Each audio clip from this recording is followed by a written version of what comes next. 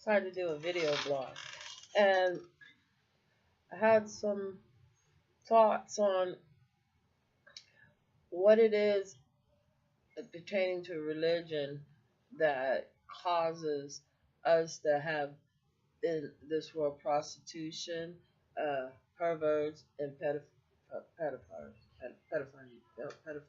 pedophiles, and X-rated movies, um, the twerk sensation that looks like a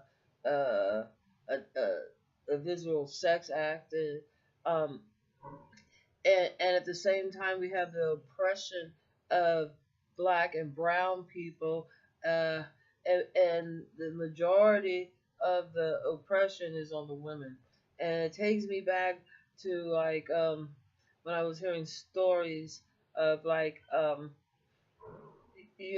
like when men they married their wives, and like they're head of the household, they own the woman, because it went to and in their mind, in a lot of ways. Well, men that I think thought that way a lot of times either was already had money or was set in their ways of staying poor, because it seemed like even in the daytime, like if you look at modern people like the Clintons, and Jay-Z and Beyonce, they both, the woman and the men, seem to be working equally as hard. Maybe one works a little harder. Who knows? She has more responsibilities because they're moms too, and so and oppression is a way to stifle the growth of the woman. And it brings me back to the story I once heard. Was um, park bench stories, um, where they were talking about like I guess like it was like a long time ago. There's a place like Alexander where I think it was even before the Egyptian, and um, they had massive amount of intelligence and scientists, and I guess supposedly Caucasian uh, men showed up as Christian Roman Christian soldiers showed up. They had like their crosses and white, and they were there to rob, pillage, and rape. This was the way they captured the land. Uh, um, and they were coming as a force with the Brits, uh, and a few other countries, supposedly. But anyway, as the story goes, the people in Alexander was already in such a situation that the more elite people had relocated, had moved, was in the midst of relocating. They had some whispers of it. So by the time that these people got to Alexander, they found that there was something wrong with them. We now know they were suffering from lead poison from their aqueducts. I think that's how you call it, which is another way for their waterway, their sewer plant, and water refinery or whatever. It ran underneath the city, sort of like the sewer does, and they had ways. But anyway, their pipes were they had ways that they could pump water. Yeah, but their pipes were lead, and they knew. And so supposedly what the Caucasian had got some inkling of their knowledge, because they took all their more advanced stuff, but they left some elementary stuff. It was just enough to about 300 or 400 years later that they had a better understanding of not enough to have electricity, but they started having understanding. And then, but the one thing that these warlike Caucasian, these Roman Christian soldiers had, is that and I guess they also had, anyway, but the one thing they did was they were very brutal.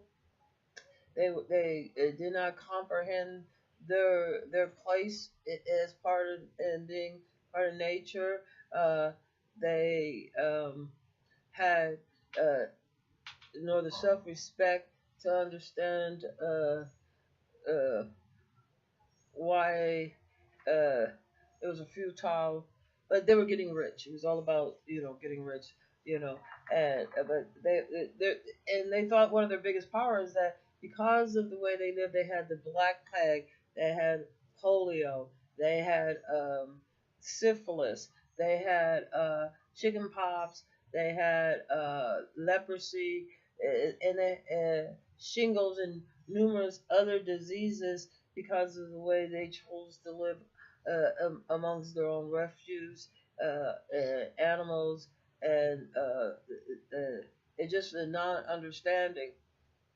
So, but they found that uh, like there was nothing more degrading and humiliating than them forcing the the surviving people to have sex with. If they didn't commit suicide immediately afterwards, they succumb to syphilis and other diseases that the Caucasians were carrying because of the rape type of way of thinking. And like since they had fleas, they had ticks and everything else, these people would instantly wash themselves and shave their heads and they do all these things. You have to understand, uh, it was the people that had the knowledge they want.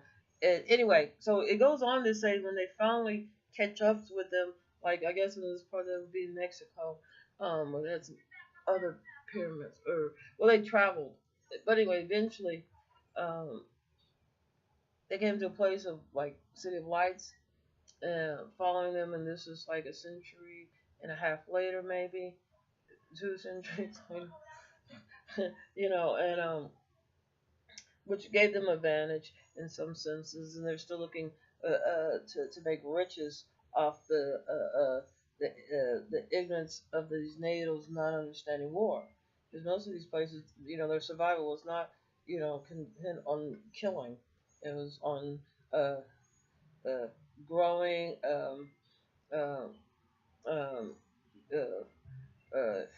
and farming in that sense, um, following the herd, um, and other type of stuff, fishing, and like they like goats and pigs and stuff like that, small animals they could sort of keep around them and stuff, and travel with them, and but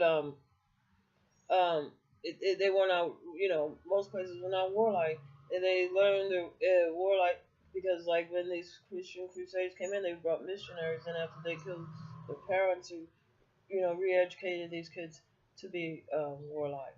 But anyway, so the whole story is that stemming from supposedly this times starting the evacuation or the destruction or when Alexander fell, um, I guess, to outside invasions and disease and corruption, and that they started a sedition and war as to shame and humiliate uh, women through the fact that to have one of these warriors, these barriers, you know, these these people that were insensitive and seem inhuman and